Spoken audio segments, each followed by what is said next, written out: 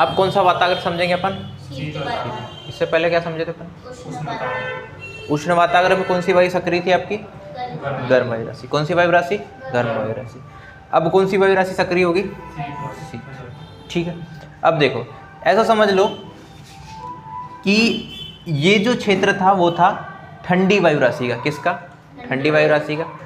ये जो आपका क्षेत्र है किसका है? गर्म वायु राशि का। किसका क्षेत्र है? गर्म वायु राशि का। वैसे तो इनका कोई सर्टेन एरिया होता नहीं है, ठीक है, ये क्या होते रहते हैं, इधर उधर शिफ्ट होते रहते हैं, ठीक है। किसके स्थिति के आधार पे? सूर्य की आभासी स्थिति जैसी होगी आपकी ये पौने भी वैसे ही विकसित होती है, ठीक है। और ये प्रेशर बेल्ट भी क्या होते रहते हैं?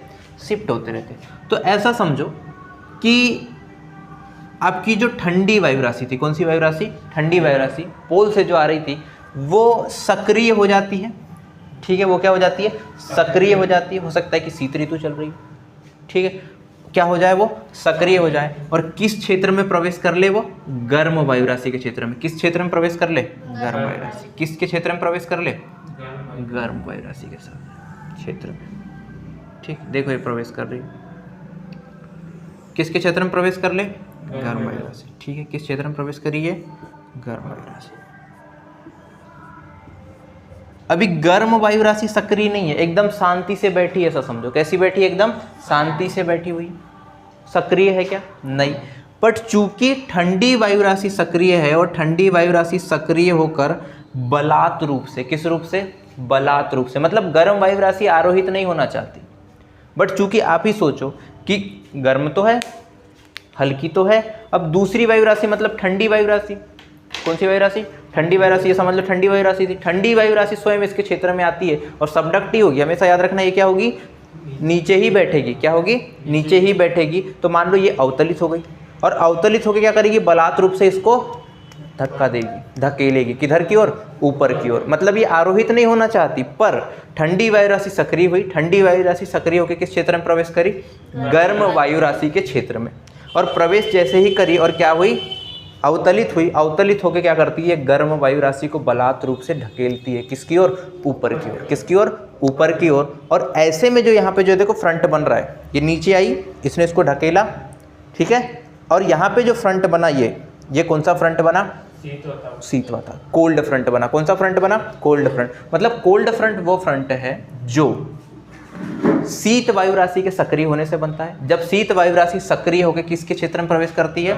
गर्म वायु राशि के। किस क्षेत्र में प्रवेश करती है? गर्म वायु राशि के क्षेत्र में प्रवेश करती है। तो वहां पर जो वाताग्र बनता है वो वाताग्र कौन सा होता है? शीत वाताग्र होता है। कौन सा वाताग्र होता है? तो समझ लो ये वो वाताग्र बना, ठीक। गर्म वायु राशि क्या होगी? अब आरोहित होगी। क्या होगी? अब आरोहित होगी। भले ही किसके द्वारा हो रही है? ठंडी वायु राशि के द्वारा। यहाँ पे वहाँ पे क्या हुआ था? स्वयं गर्म वायु राशि गई, ऊपर उठ गई, आरोहित हो गई, तो उसको अपन ने वार्म फ्रंट बोले। यहाँ पे क्या हो रहा है? अब देखना, यहाँ पे ये गर्म वायु राशि अब क्या होगी? ऊपर उठेगी। क्या होगी? ऊपर उठेगी। ये ऊपर उठ रही। अब एक चीज़ नोटिस करना, वहाँ पे हमने जब उष्ण वाताग्र पढ़ा था तो ढाल कैसा था? तिर्यक। ढाल मंद था, तिर्यक था कि नहीं? यहाँ पे आप देखोगे तो ढाल वक्रीय प्राप्त हो रहा है आपको, वक्र के जैसे प्राप्त हो रहा है। कैसा प्राप्त हो रहा है? वक्रीय, वक्र, कर्व के जैसे। कैसा प्राप्त हो रहा है?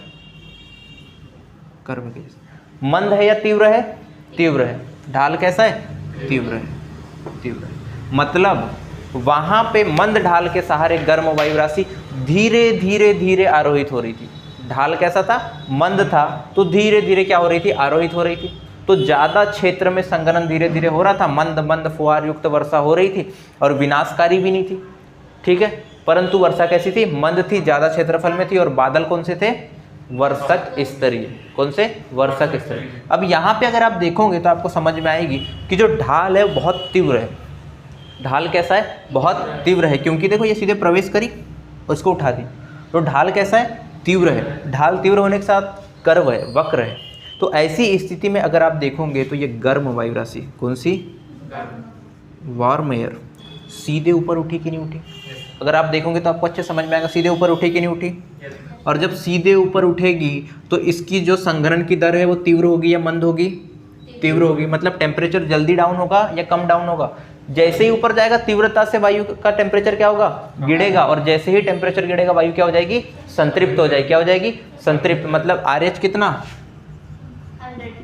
100, रिलेटिव ह्यूमिडिटी कितनी, 100%। और जैसे ही रिलेटिव ह्यूमिडिटी कितनी हुई, 100% हुई, आपका संघनन स्टार्ट हो गया। और संघनन जैसे ही स्टार्ट हुआ कौन से बादल बने, कपासी वर्षक मेघ। कौन से मेघ बने, कपासी वर्षक मेघ बने। और कपासी वर्षक मेघ जैसे ही बनेंगे तो यहाँ पे अगर आप देखोगे तो ज़्यादा क्षेत्र में वर्षा होगी, क्या होगी, नहीं। वर्षा कैसे क्षेत्र में होगी, कम वर्षा।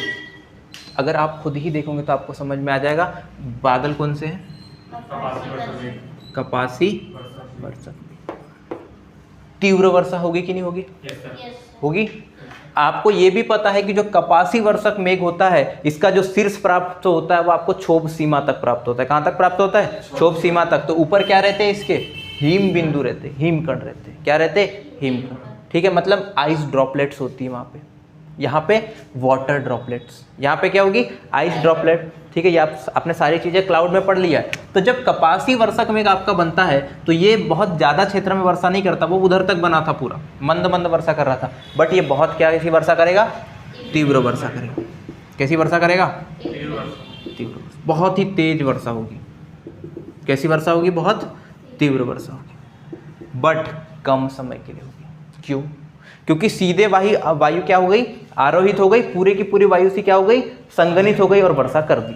वर्षा क्या कर दी, तो वर्षा कैसी होगी, अल्पकालिक। कैसी होगी, अल्पकालिक, उसके साथ ही साथ तीव्र।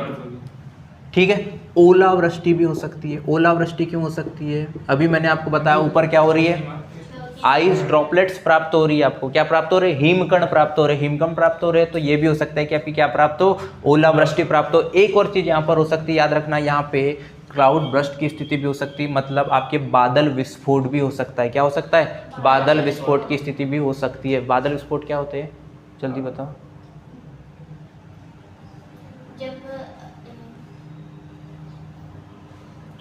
अब बताओ।